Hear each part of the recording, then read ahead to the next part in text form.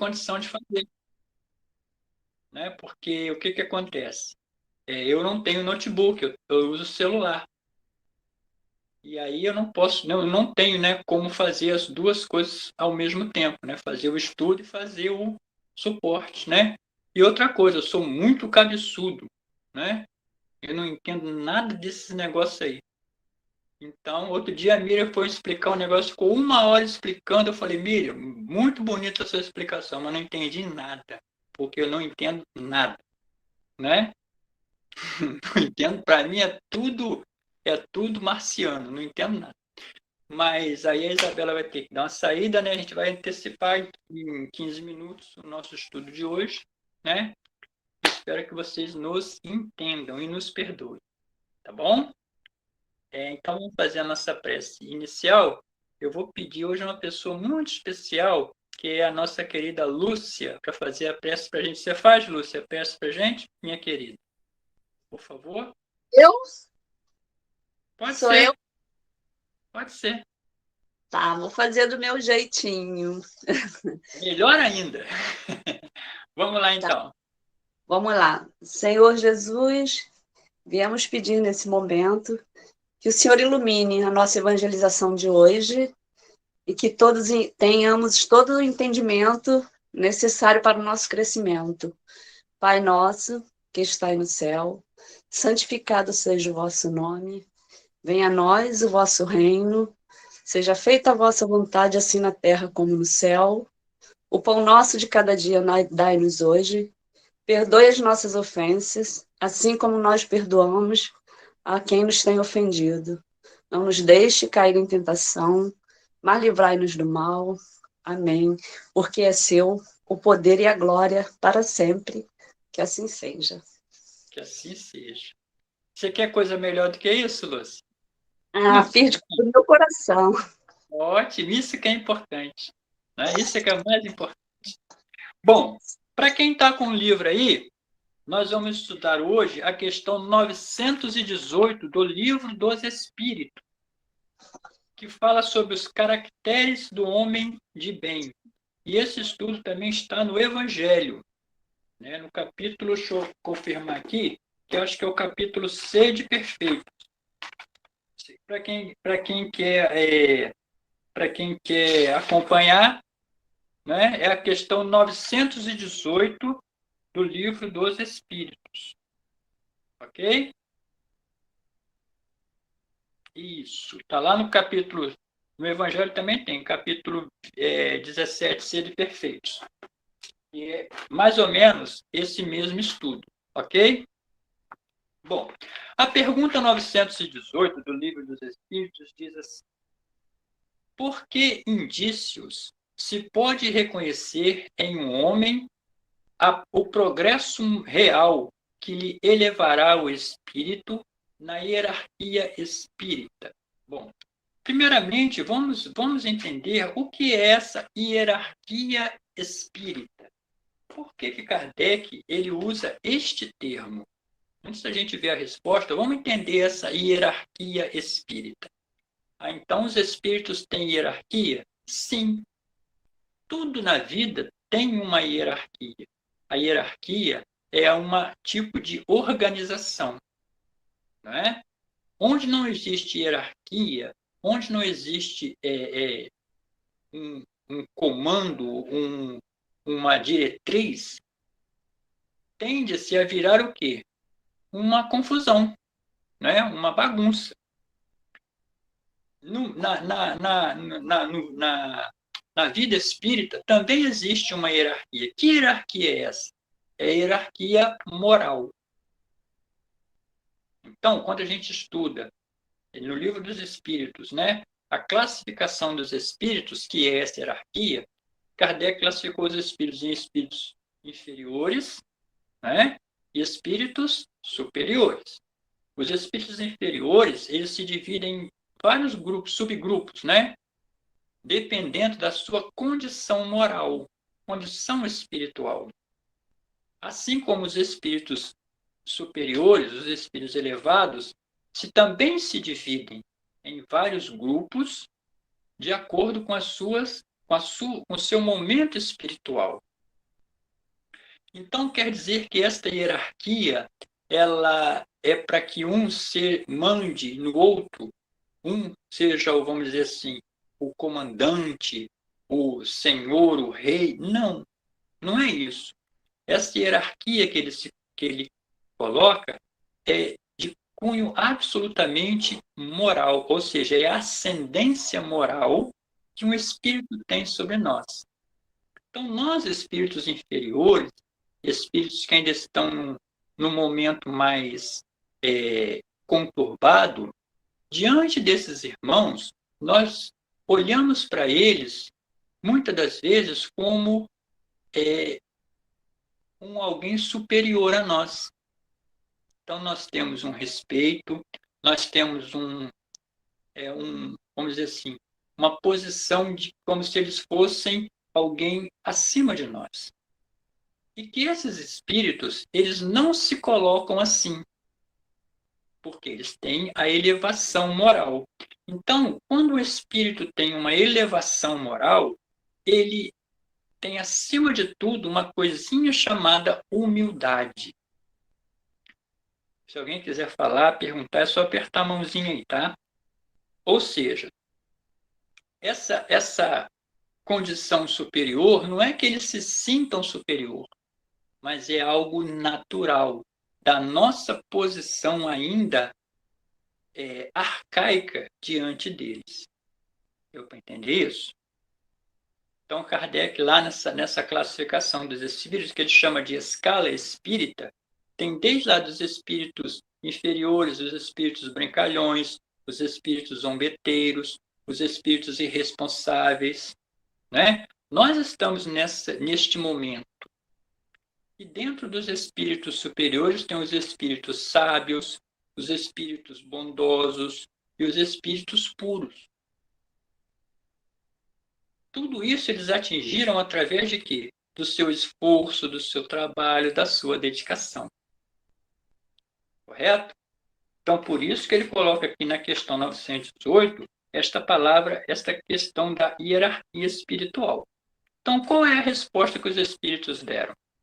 O espírito prova da sua elevação quando todos os atos de sua vida corporal representam a prática da lei de Deus, e quando antecipadamente compreende a vida espiritual. Então, como que o espírito ele prova a sua elevação? É comum as pessoas que não compreendem, que não conhecem a doutrina espírita, que nunca ouviram falar sobre a vida espiritual, achar que nessa vida espiritual Deus criou espíritos já perfeitos. Algumas crenças falam sobre, por exemplo, os arcanjos. Não é? A Igreja Católica ela cita, por exemplo, os querubins, que seriam seres criados por Deus já numa condição de elevação espiritual. Quando a doutrina espírita ela nos ensina um bem diferente disso. Quando pergunta como Deus criou os espíritos, e alguém lembra qual é a resposta? Quem lembra pode apertar a mãozinha aí. O que os espíritos responderam? Como Deus criou os espíritos? Eles responderam, iguais. Não foi? Simples e ignorantes. Então vamos relembrar, que a gente já falou isso aqui. Vamos relembrar o que significa isso. Fala, Simone. Deus criou os espíritos todos iguais, entendeu? Conforme a sua elevação, o seu aprendizado, aí você vai se purificando, né? Exatamente. Aí vai atingindo, assim, graus superiores. Uhum. Mas essa resposta, ela traz um entendimento para a gente do seguinte. Iguais, todos nós fomos criados da mesma forma. Mas por que simples? Simples em que sentido? Simples na nossa constituição física. Certo? Então, quando Deus nos criou como espírito, ele nos criou com 3 funções básicas, que eram se reproduzir, se alimentar e se defender. Então, nós fazíamos essas 3 coisas. Ou seja, nós estávamos muito próximos dos animais irracionais. Mas aí completa a resposta. E ignorantes. Ignorantes no sentido de ignorar, de não conhecer, de não saber. E é justamente aí que você falou, Simone, sobre a questão da evolução. Então, nós somos seres, somos criaturas criadas por Deus, que estamos num processo de evolução, de conhecimento. Então, neste processo de conhecimento, é que ele diz, o Espírito prova a sua elevação quando todos os atos da sua vida corporal representam a prática da lei de Deus. Então, conforme vai passando o tempo, e de acordo com as experiências que nós vamos adquirindo, nós vamos alcançando situações, patamares mais elevados. Isso é uma conquista nossa.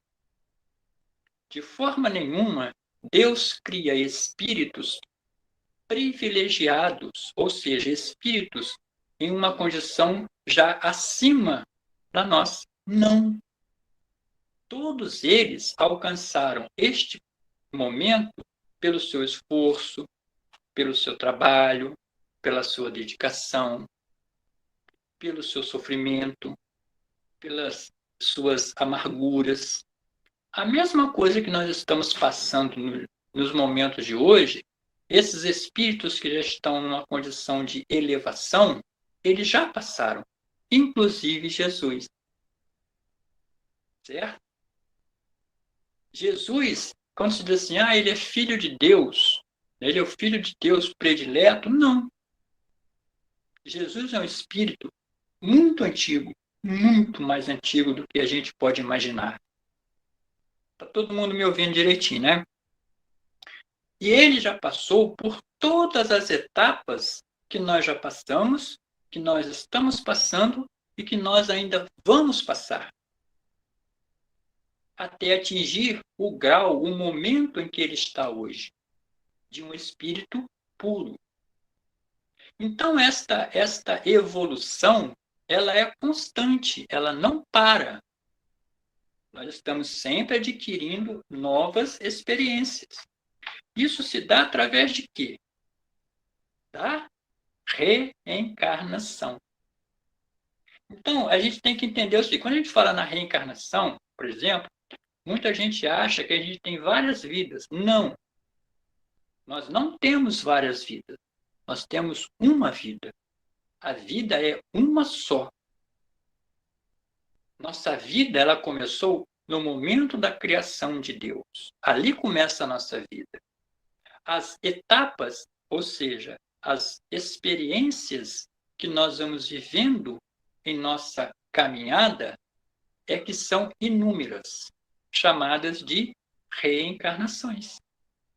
E dentro dessas reencarnações é que nós conseguimos provar, ou seja, na vida corporal, que nós estamos evoluindo, né? E quanto mais nós praticamos a lei de Deus, mais forte, mais profunda é essa elevação. E continua. E quando antecipadamente compreende a vida espiritual, ou seja, quanto mais a gente evolui, mais a gente se afasta da vida corporal e mais se aproxima da vida espiritual. É um processo. Todos nós, indistintamente, vamos passar por esse processo. Estamos passando por esse processo. Continua aqui os Espíritos. Verdadeiramente, Homem de bem é o que pratica a lei da justiça, amor e caridade, na sua maior pureza. Se interrogar a própria consciência sobre os atos que praticou, perguntará se não transgrediu essa lei, se não fez o mal, se fez todo o bem que podia, se ninguém tem motivos para dele se queixar, enfim, se faz aos outros o que desejara que lhe fizessem. Na segunda-feira que vem agora, nós vamos fazer um estudo na Casa Espírita aqui em Trecios, cujo tema é a libertação espiritual. Esse é o tema que a gente vai tratar segunda-feira. E dentro desse tema, nós vamos tocar neste ponto. Como nós alcançamos a nossa liberdade espiritual? Será que a gente precisa desencarnar para ser livre, né, como espírito? Então, para mim poder ser livre, eu tenho que me livrar da vida material, eu tenho que morrer, que aí eu vou ser um espírito livre. Não necessariamente. Aqui nessa resposta tem uma palavrinha que fecha tudo, que é a consciência. Ou seja, você só é livre de verdade quando a sua consciência está limpa. Porque quando a gente desencarna, o que a gente carrega? Né? Quando a gente chega no mundo espiritual, o que a gente leva daqui? A gente leva a nossa consciência. A gente leva as nossas atitudes, a gente leva as nossas ações. Não é assim? Então, o espírito ele só vai ser livre realmente quando a sua consciência não o aprisionar. Mas como a gente vai fazer que a nossa consciência não seja uma prisão para a gente? Exatamente praticando a lei da justiça, amor e caridade. Então, olhem que coisa interessante. Como Deus é sábio. Nós somos seres gregários, ou seja, nós vivemos numa sociedade. Temos que interagir, que conviver uns com os outros.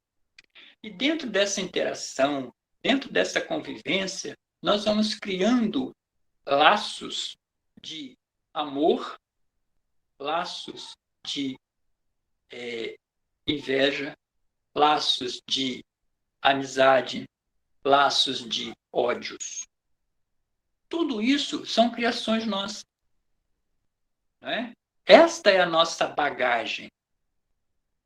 Então, nessa nossa atual existência, o que nós estamos criando para nós? Qual é o caminho que nós escolhemos trilhar? Muitas das vezes, nós buscamos o caminho da bondade, da boa convivência. A gente procura um caminho que seja de paz.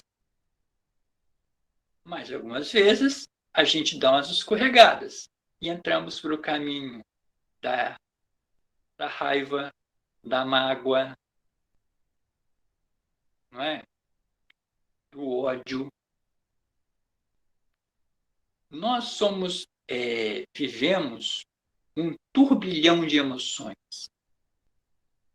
E o que nós estamos trazendo hoje dentro da nossa alma?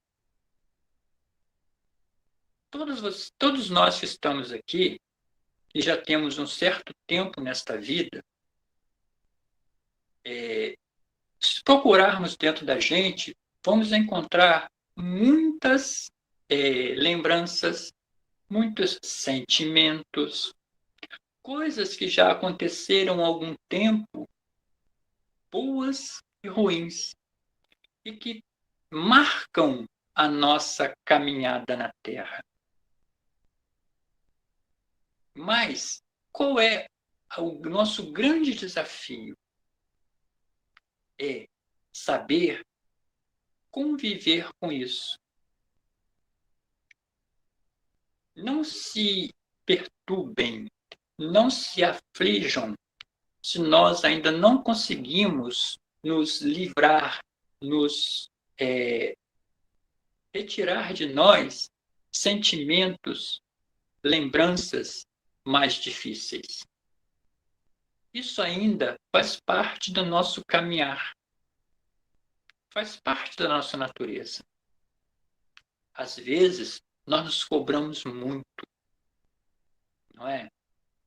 Muitas das vezes, nós nos martirizamos demais por coisas que nós ainda não temos condições de entender. Por isso que nós nos aprisionamos nos sentimentos. Isso é uma coisa tão profunda que passa, que ultrapassa o tempo, ultrapassa a vida. Certo? Muitas das vezes, nós trazemos em nós sentimentos que não pertencem a essa existência. São coisas que aconteceram em outras jornadas que nós tivemos na Terra. Mas isso interfere ainda hoje na nossa existência. Quando a gente estuda, por exemplo, a formação da família na Terra, como é formada a família, a gente vai entender que as pessoas que estão à nossa volta hoje são aquelas que nós temos mais necessidades de estarmos juntos, sabe? E muitas das vezes nós encontramos exatamente dentro da nossa família grandes desafios que temos que enfrentar. Ontem, por exemplo, teve um atendimento fraterno aqui no grupo. Estava tudo certo para me participar. Mas chegou na hora, aconteceu uma coisa que eu não pude participar. Por quê? Porque a minha esposa ela é evangélica. Né? E ela não entende as coisas que a gente faz. Então, na hora, pouco antes do atendimento, ela cismou de sair, tinha que fazer. E não tinha ninguém para levar ela. Aí eu fico num momento difícil. Eu tenho um compromisso, uma tarefa a cumprir, mas eu tenho que atendê-la. Né? Então, esses desafios da nossa vida é que a gente tem que contornar, superar. Por que eu faço esse estudo hoje, nessa hora? Justamente porque, na grande maioria das vezes, eu estou sozinho. Estou sozinho aqui na minha casa. Então, eu tenho mais liberdade, eu tenho mais tranquilidade para me fazer o que eu tenho que fazer. Não é? Então, esses são os desafios que a gente tem que enfrentar. Alguns a gente consegue contornar, outros não. Então, quando você vai encontrar a característica de um homem de bem, não é aquela pessoa santa, não é aquela pessoa virtuosa, não. Esse homem de bem, esta pessoa de bem, somos nós. É cada um de vocês que está aí. É cada um desses rostinhos que eu estou vendo aqui e todos aqueles que eu não estou vendo. Nós somos pessoas do bem. Mesmo com as nossas dificuldades, mesmo com os nossos contratempos, mesmo com os nossos escorregões, mesmo com as nossas falhas. Não vamos nos colocar nunca como pessoas tão ruins. Não, nós não somos. Nós somos pessoas que estamos buscando uma melhor condição. E isso é um processo que vai acontecendo. Não é? Deus, ele não quer que a gente faça hoje tudo certinho, seja 100% bom. Não. Se nós conseguirmos ser 5%, mais os 5% que a gente consegue ser, nós fizermos o melhor, nós já conseguimos alcançar a nossa meta. Não é assim? Vocês concordam comigo ou não? Vocês podem discordar. tá? Porque ele diz assim: se interrogar a própria consciência sobre os atos que praticou, perguntará se não transgrediu essa lei, se não fez o mal, se fez todo o bem que podia. Então, aqui no Livro dos Espíritos tem uma pergunta aqui que eu não lembro o número agora, que diz assim: o homem é responsável pelo mal que faça ao outro? E os espíritos responderam: é responsável tanto pelo mal que faça, como pelo bem que deixa de fazer. Porque não adianta simplesmente não fazer o mal, é necessário fazer o bem. E às vezes a gente se cobra demais pelo mal que fazemos. E esquecemos do bem que a gente praticou inúmeras vezes. Certo? E quando a gente fala em fazer o bem, a gente pensa em coisas grandes, né? Em fazer grande. Não! O bem, ele é feito em pequenos pedacinhos, que a gente vai se acostumando. Dia após dia, são palavras, são atitudes, são gestos que você vai oferecendo às outras pessoas, que vai fazer com que você se acostume a fazer isso. Não é? A gente se acostuma muitas das vezes a ser agressivo, a ser arrogante, a ser egoísta. A gente se acostuma. Para nós passa a ser natural. Por que não podemos fazer ao contrário? Não é assim? Quando a gente vem aqui para a Terra, quando a gente reencarna, nós temos uma meta a cumprir. Todos nós temos uma meta, certo?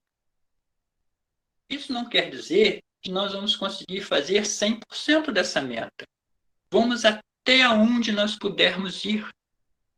Mas aquilo que você fizer, faça bem feito. Porque é uma insistência que você vai conseguir. Porque quando a gente voltar lá para o outro lado da vida, nós vamos ser avaliados não por aquilo que nós deixamos de fazer, mas sim por aquilo que nós podíamos fazer e não fizemos. É isso que a gente tem que pensar, sabe? Porque cada vez que você se esforça para fazer o melhor de você, você está fazendo sempre um pouquinho a mais. Você está sempre crescendo um pouquinho. Você está sempre dando um passinho a mais. E de passinho em passinho, você vai aonde? Você vai longe. Já pensaram nisso? Vamos continuar. Possuindo o sentimento de caridade e de amor ao próximo, faz o bem pelo bem, sem contar com qualquer retribuição, e sacrifica seus interesses à justiça. Isso que eu estou falando aqui tem uma historinha muito interessante que está no livro, se não me engano, A Boa Nova, que conta a história de Barrabás. Todo mundo conhece Barrabás, essa figura bíblica, né? Que foi liberto no lugar de Jesus. E Barrabás, quando chegou no mundo espiritual, ele chegou numa condição lastimável, né? Barrabás fez muita maldade quando estava na terra, muita. E ele andava em trevas terríveis, um sofrimento imenso. Até que um dia, Barrabás passou num local e ele viu escrito assim: Vale das Preces. E Barrabás sentiu o coração apertado, né? Por quê? Porque ele se lembrou que ele só fez maldade, nunca fez o bem, né? Aí veio o guardião do local e disse assim: Você não quer entrar? E Barrabás olhou para ele e disse: Não, o que tem aí para mim? O que é isso? E o guardião falou: Aqui é o Vale das Preces. Todas as pessoas que fazem uma prece, uma oração na terra, chegam aqui endereçada à pessoa em forma de luz. E Barrabás disse: então não tem nada para mim. Eu nunca fiz o bem a ninguém, muito pelo contrário, eu só fiz o mal. E o guardião insistiu: Não, vamos entrar. Vamos entrar, vamos dar uma caminhada. E Barrabás entrou naquele lugar e ficou assim, maravilhado de ver a quantidade de luzes que vinham, né, e atingiam as pessoas que ali estavam, né? E as pessoas se sentiam aliviadas, se sentiam felizes. E ele pergunta: o que são essas luzes? E o guardião diz: são preces, são orações que estão sendo feitas na terra para as pessoas que aqui estão.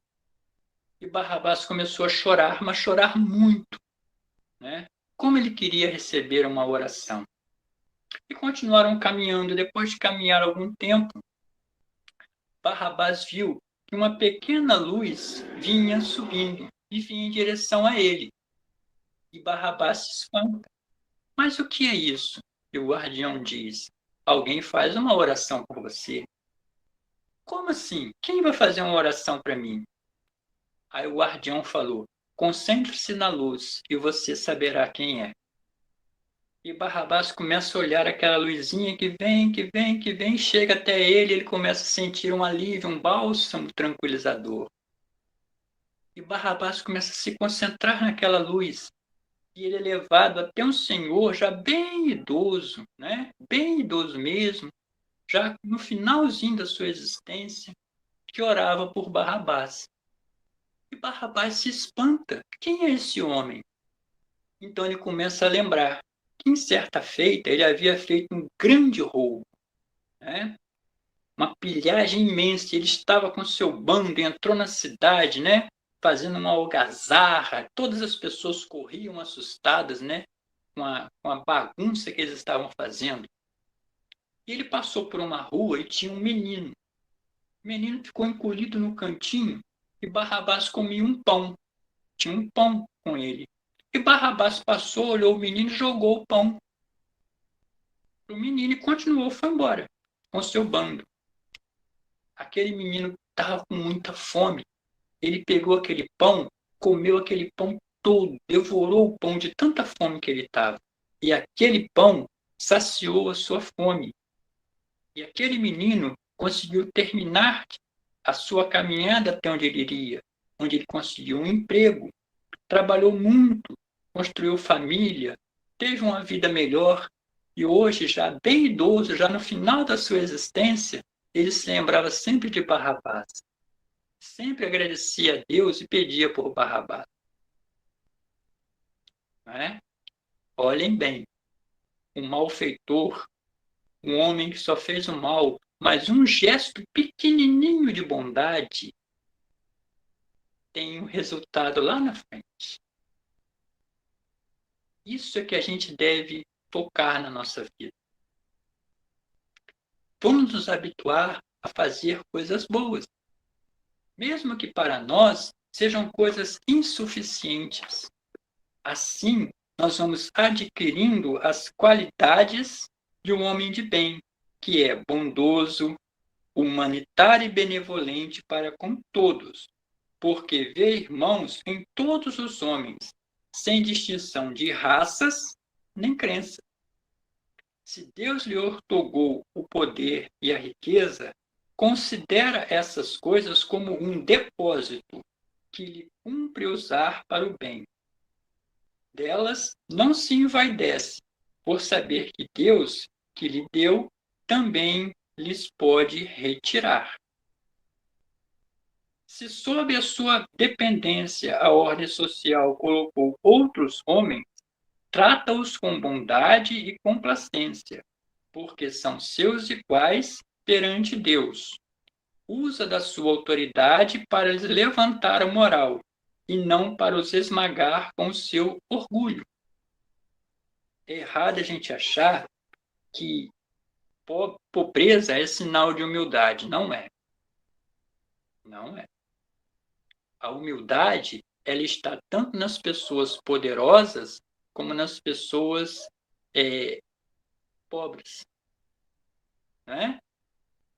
Porque isso aí é da própria pessoa, é a sua essência. Né? Eu conheço muito pobre que pessoa pobre de recursos materiais, mas que são ricas de questões espirituais. assim como tem muitas pessoas que são muito ricas e também tem muitas coisas boas espirituais dentro de si. Pode falar, Ângelo. Boa noite. Levantou a mão. Boa noite. Hoje fiquei sabendo de uma notícia. Ontem teve jogo do Brasil, Uhum, do Richarlison. Sei que você gosta bastante de futebol. uhum. Você sabia que o Richarlison doa 10% do que ele ganha para o Hospital do Câncer? Sei. Eu já sabia disso. Eu fiquei sabendo hoje. Esses gestos é que demonstram o que a pessoa é, não é? São esses gestos. É isso que a gente está falando. Às vezes, a gente fica muito focado nas grandes realizações. E o mundo não é feito disso. O mundo é feito de pequenas coisas, de pequenas atitudes. Nem sempre o dinheiro é tão necessário. Lógico, ninguém vai viver sem recursos, não. Mas o mais importante é a humanidade que você coloca ali. É o gesto, é o carinho, é o respeito diante de alguém que socialmente está abaixo de você. Socialmente, não espiritualmente. Fala, Ângelo. O interessante que eu estou falando, tipo assim, 10%, que muitas pessoas dão 10% para igrejas. Ele dá 10% para o hospital. Eu acho Exatamente. que tá. Aí a intenção que você tem pode ser a melhor possível. Eu não sou contra doar nada para ninguém. O problema é o que você vai fazer, o que vai ser feito com isso. Entendeu? A minha esposa, por exemplo, ela me critica muito porque às vezes eu estou na rua, alguém me pede lá um dinheiro, eu pego, dou, falo, mas ele vai comprar droga. O problema dele, não é problema meu. Ele pediu para comprar comida. Se ele vai comprar droga, se ele vai beber cachaça, se ele vai rasgar, se ele vai jogar fora, o problema dele. Mas eu dei para ele comprar o que ele pediu, a comida. Senão a gente vai ficar aqui achando que todo mundo que te pede as coisas na rua vai fazer coisa errada. Às vezes você olha para a pessoa e você sabe que ele vai fazer, então eu não. Mas tem momentos que eu olho que eu sinto que a pessoa está precisando, então por que não? Mas não é o dinheiro que você deu, é o pensamento, é a emoção, é o carinho que você emite para aquela pessoa. Certo? Eu acho que isso é o mais importante de tudo. A bondade, ela não está no recurso material, mas sim, ele está no seu sentimento, o sentimento que você coloca ali. Isso é o mais importante. Porque às vezes a pessoa está precisando sim de uma doação material, mas ela está muito mais ávida de carinho, né? Uma vez uma pessoa me falou, olha, o que vocês dão aqui para a gente é muito importante, mas o que mais nos deixa felizes é que nós não somos invisíveis para vocês. Não é? Eu acho que isso é uma coisa muito mais importante.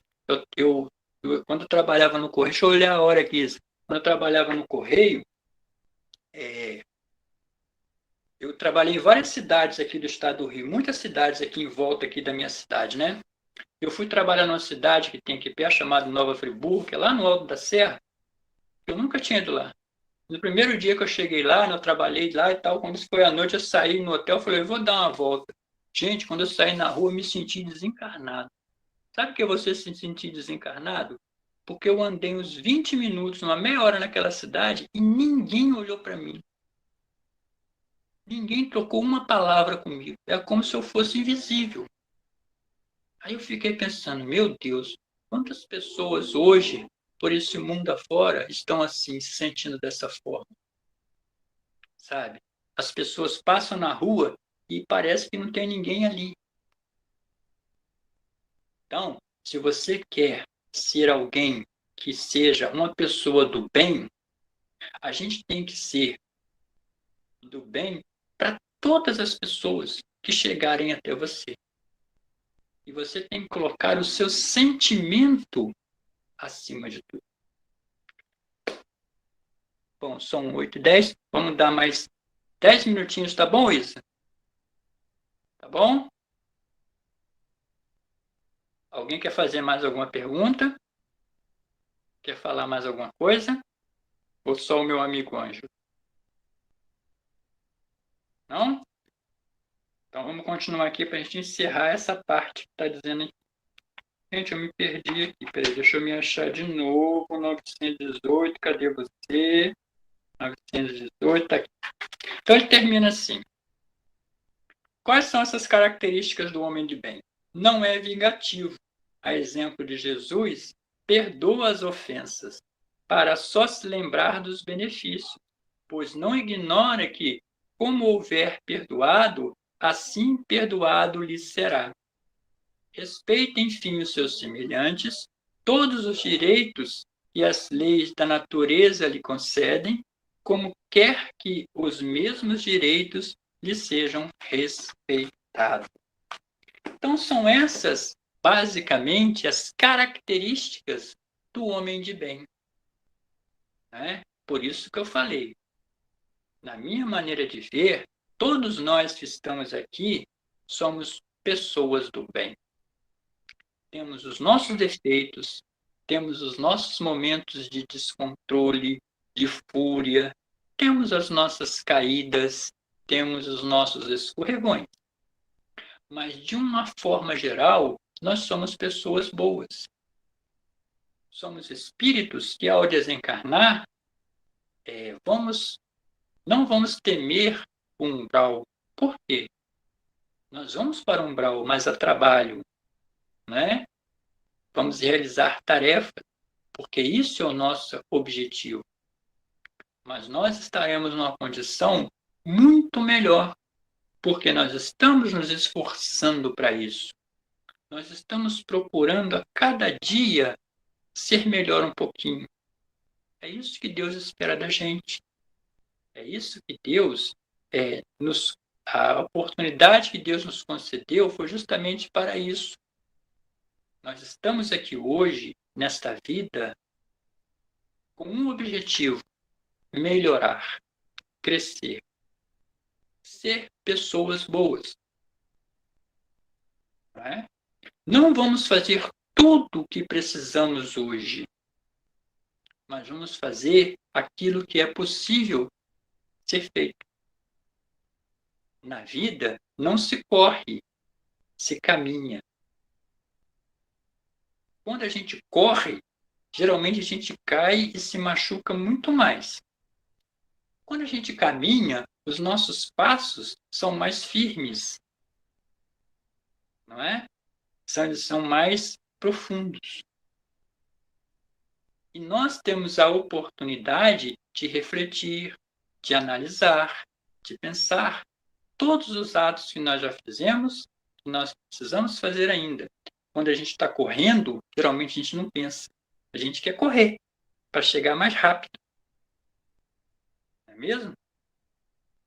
Então, vamos começar a imaginar, a pensar o que Deus espera da gente hoje. O que eu posso fazer de melhor amanhã para que eu possa me sentir uma pessoa melhor? O que eu fiz hoje de errado e que eu preciso corrigir? Mas se eu não conseguir corrigir amanhã, não tem problema, eu vou continuar me esforçando, mesmo que eu erre de novo. É isso que Deus espera de nós. Não é mesmo?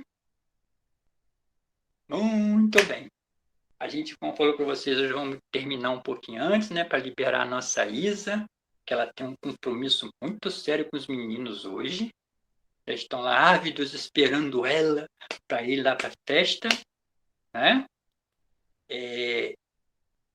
Alguma pergunta? Não. Então, minha gente, a gente vai agradecer mais uma vez a oportunidade maravilhosa que vocês nos deram, tá? de estarem aqui conosco. Vocês não imaginam como isso é importante para mim, tá? Porque quando eu vim para cá, me apresentaram uma dívida, né, enorme que eu tenho no mundo espiritual, muito grande. Aí falaram assim para mim, como é que você quer pagar essa dívida? Aí eu falei assim, bom, um dia eu vou estar lá no SEV, né? Vou parar lá, vou falar para aquele povo todo. E é uma das formas que eu tenho de pagar essa dívida. Já imaginou se eles não estivessem aqui? O que seria de mim? Eu ia falar só por desencarnado, não é? Então nós estamos aqui num processo também de crescimento, assim como todos vocês. Vamos repetir. Eu não sei mais do que ninguém, tá? Eu não sou professor de nada, eu não sou palestrante de nada. Muita coisa que eu falei para vocês hoje, os amiguinhos estão aqui do meu lado, né? Me cutucando para me falar. E essa é a nossa tarefa. Então a gente agradece muito a vocês, mais uma vez, do fundo do nosso coração. Desejamos a todo mundo um bom final de sexta-feira, um bom fim de semana. E domingo nós estaremos no Evangelho, se não acontecer nada ao contrário. Então vamos estar lá. E aguardamos todo mundo, tá bom? Vamos fazer então a nossa oração final para a gente terminar o nosso trabalho de hoje. Vamos orar. Senhor, no silêncio desta prece, venho pedir-te a paz, a sabedoria e a força. Quero sempre olhar o mundo com os olhos cheios de amor. Quero ser calmo, compreensivo e prudente. Quero ver além das aparências, teus filhos como tu mesmo os vê. E assim, Senhor, ver somente o bem em cada um deles. Fecha-me os ouvidos a todas as calúnias. Guarda minha língua de todas as maldades. Que eu seja tão bom e alegre que todos aqueles que se aproximem de mim sintam a tua presença. Reveste-me de tua beleza, Senhor, e onde quer que eu esteja, eu possa revelar-te a todos, agora e sempre. Que a paz e a luz de Deus possa estar com todos nós, envolver os nossos lares, a nossa família, e que os espíritos de luz estejam sempre ao lado daqueles que sofrem do corpo e do espírito. Muita paz, muita luz para todos nós, agora e sempre. Que assim seja. Graças a Deus. Isa, antes da gente encerrar, lê as mensagens para a gente, por favor, que eu esqueci, me perdoe. Rapidinho. Tem alguma para ler? A Andréia colocou boa noite, Evandro. Pode repetir o nome do livro, por favor? A Rosângela... Se eu não me engano, é o livro Boa Nova. Se eu não me engano, tá? A Rosângela perguntou o livro... Ela escreveu o livro Boa Nova. Isso. A Andréia colocou gratidão. Rosângela, que prece linda. Evandro, gratidão. Obrigado. Passe ela. Acho que é para você colocar ela no grupo. Tá. E a Lourdes colocou boa noite a todos. Ok. Essa é a prece do amanhecer. Eu vou colocar no grupo para vocês lá, tá? Gente, fiquem com Deus. Muito obrigado e até a próxima, se Deus quiser. Boa noite, bom Boa fim de semana a todos. Boa noite. Boa noite.